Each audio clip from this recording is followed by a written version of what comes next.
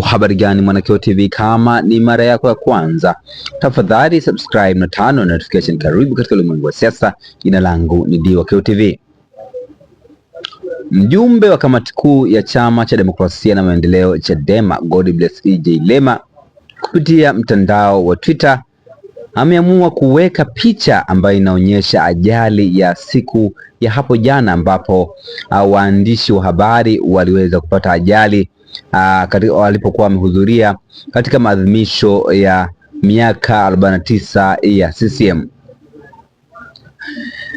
Nataka nisome chapisho la Godbless E.J. Lema ambapo ameliandika katika mtandao wa Twitter na nukuu: Nilikuwa napita mtandaoni nikisoma habari hii na maoni ya watu, kisha nikakumbuka maneno ya Bon Yai.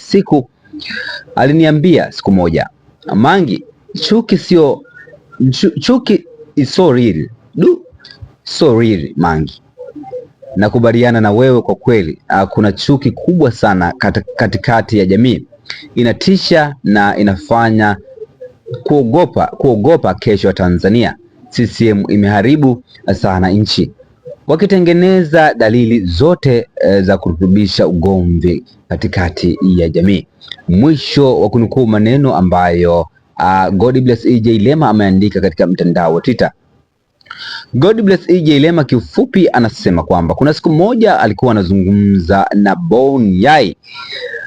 Katika mazungumzo waliweza kuzungumza mambo tofauti, lakini moja ya mazungumzo ni Bon Yai alisema kwamba chuki is so real, kwamba chuki ipo katika uhalisia mkubwa na ipo ndio maana Godbless E.J. Lema naye amekuja kuprove hapa kutokana na maoni ambayo watu waliweza kuachia katika chapisho la siku hapo jana, ambapo gazeti la Mwananchi liliandika kichwa cha habari kiambatana na picha ambayo imeharibiwa kwa ajali, nikisema wanahabari wamepata ajali wakitoka maadhimisho ya miaka 49 ya CCM.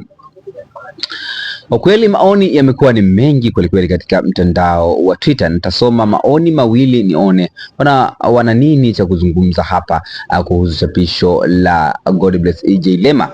Wa kwanza anaitwa Christine Kelvin, anasema kwangu binafsi chuki itakuwepo hadi nipewe miili ya wadogo zangu wawili. Lakini Max Steven anasema kabla ya kutuonyesha hayo maskrepa watuambie wamekufa wote au kuna aliyegonga mwamba. Lakini watatu anaitwa Chief Sultan anasema haba na haba hujaza kibaba Mangi. Tumepokea taarifa hii kwa furaha kubwa sana. Tunatarajia kupata habari kama hizi hata mara moja kwa wiki, sio mbaya. Asante Mungu. Hayo ni baadhi ya maoni ambayo wameachia katika chapisho la Godbless E.J. Lema katika mtandao wa Twitter. Na maoni gani kama Mwanakeo TV? Tafadhali shusha maoni yako katika sehemu ya comment section.